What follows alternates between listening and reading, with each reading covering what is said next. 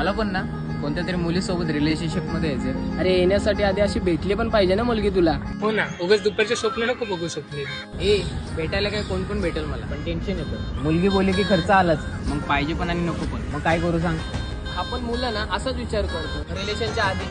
हे करावं लागतं रे, कोणता पोरगा नाही करत सांग तू. माझा पण असाच एक गैरसमज होता. त्यानंतर मी एका मुलीला भेटलो, डेट वरती गेलो. मग मला तिथे एक गोष्ट कळाली. बिल पे करताना ती मुलगी स्वतःहून पुढे आली. मी तिला बोललो मी करतो, ती म्हणाली मी करते. मग आम्ही दोघांनी विचार केला आपण हाफ हाफ करूया.